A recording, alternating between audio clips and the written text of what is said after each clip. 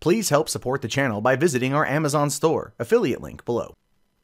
Hey, what's going on everybody? My name is Matt Jarbo. This is the Mundane Matt channel, and I just want to reiterate one simple point. Social justice warriors are the worst. The absolute worst. These are people that champion equality, champion being open-minded, champion, well, I'd like to say free speech, but no, if you say something they don't like, they will systematically attempt to destroy your life. Why? Because at this point, it simply becomes sport for these people. Seriously, and it's frightening that they get off on it as much as they do.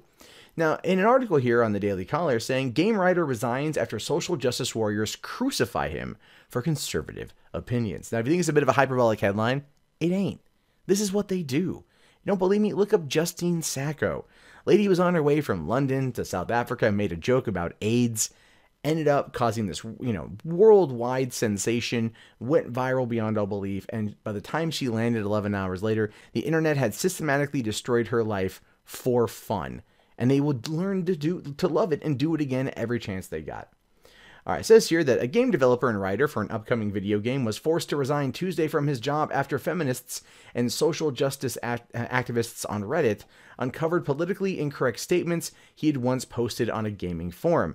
Because goddamn, you say something in the past that might be stupid, you're never given the opportunity to correct yourself or to elaborate on your point, you're immediately roasted over an open fire, right? This is exactly what they do.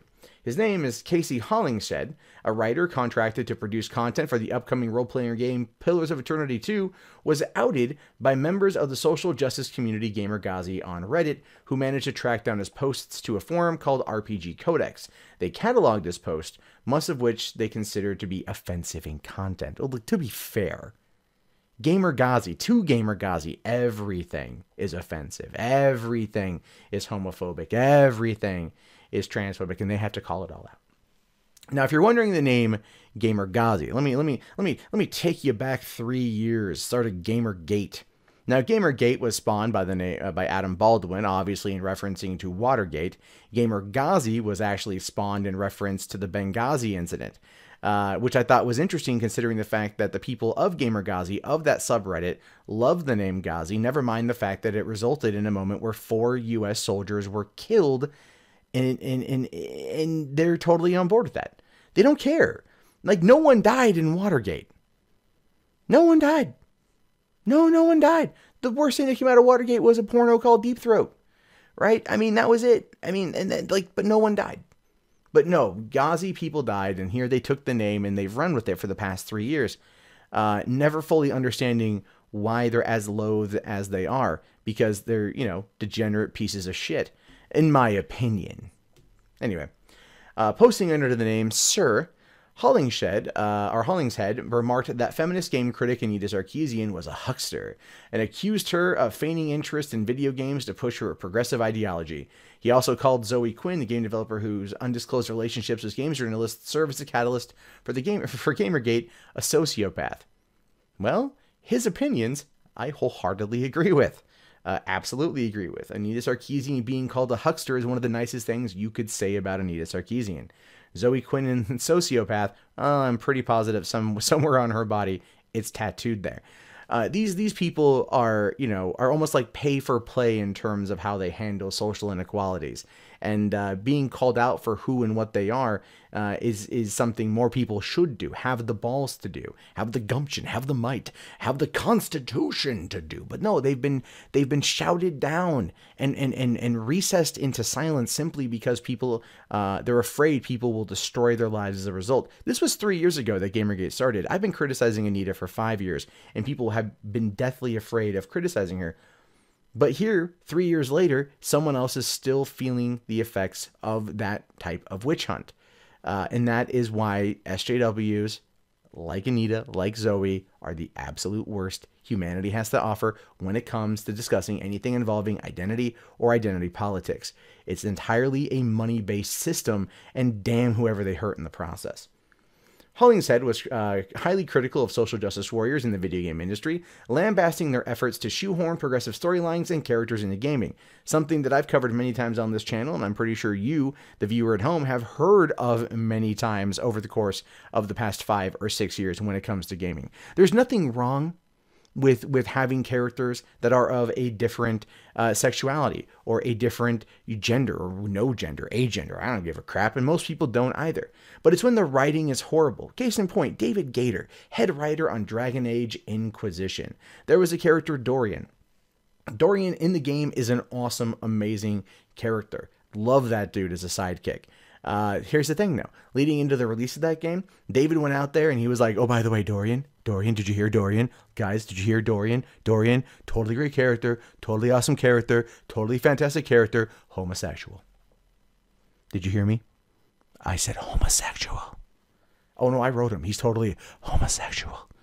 That's what he would do. Every interview he gave was about how Dorian was gay, effectively destroying any chance this character, who was well written, was well rounded, and was a fan favorite of that game, removing any chance they had to exist in their own right. And that is the problem with shoehorning this kind of diversity on these kind of characters. Most people don't care about that aspect of their life, of a character's life, provided it's handled in a way that doesn't seem ham-fisted and shitty, or as a way to score easy identity politics points. And that's exactly what happened with GamerGate in some respects, by calling people out, people being silenced. It's a mess. Now, going on to say here, basic fact is some people can't handle women in video games, literally speaking, he said in one post. They can't handle them being shot, can't handle them being roughed up, can't handle them being sexual, can't handle them being liberal, can't handle them being conservative, can't handle them being criticized.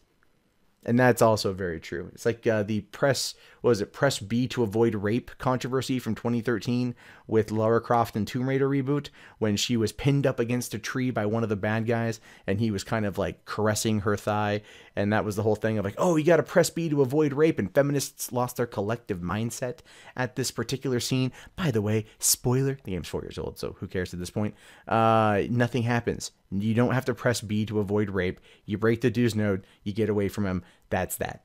But because the character was put in that level of peril, and it was handled in a way that was both intimate and frightening, they lost their mind. And he called it out. Well, that mindset.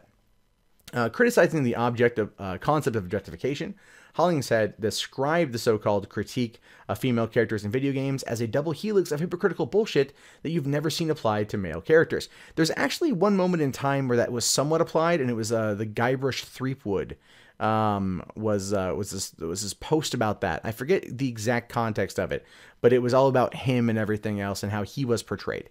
The writer also stated that while most Muslims are unlikely to be terrorists, terrorist attack committed in Europe will likely be committed by a Muslim extremist. His statement, while seemingly offensive on the surface, is backed up by data. Yeah, sad, but backed up by data.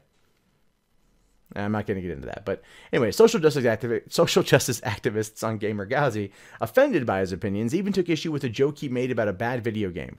Hollingshead wrote, "The amount of level ups in this storyline is just insane. It's like a poker game where all the chips are on the table, but people keep piling their car keys in watches, and soon it's like fucking bonds and secret sex tapes, and somebody's bringing out the GIMP." You mention a GIMP, and they get upset. Why? Because when you really break these people down, when you get into who they are, you learn a lot about social justice warriors. You learn a lot about them because they oftentimes have more skeletons in their closet than those they champion against. The louder and more vitriolic they are towards somebody's indiscretions, or at least perceived indiscretions, you can oftentimes shine a light back on that person making those claims and find wholly worse items than that. How many people over the course of the last year, how many male feminists, how many social justice warriors have been called out for doing extremely scummy and terrible things, in some cases committing murder, other cases raping, stalking, abusive behavior, you name it. These people, these activists, these arbiters of social justice find themselves in that position more often than not. And the reason why it's good to call this stuff out is because it shows you that those who are usually the most vocally opposed of someone's opinion in that particular regard are generally trying to hide from their own. After being outed, he turned in his resignation to his employer, Obsidian Entertainment, and apologized for his comments critical of Islam. Why? He's not wrong. I mean, he's not wrong. As crappy as that is, as crappy as the situation is, he's not wrong. On GamerGhazi, members who first called Obsidian to fire Hollingshead expressed joy at him losing his job, saying here, "I guess the good sometimes win after all, even in real life, and in Game of Thrones," wrote one user. Yeah, that's pretty sad, in my opinion. Right? So a person made some comments you don't like a number of years ago, and so you call his boss to get him fired. You want to destroy his livelihood in order to serve your own self-interest? Do you hate yourself that much that you feel that this is the best course of action? Rather than engaging with the person and inquiring about their opinions, about why they said what they said, your best course of action is to try to destroy them? And that somehow makes you the good guy? You think good won here? No, GamerGhazi, good didn't win. Evil won by evil people doing evil things for selfish reasons.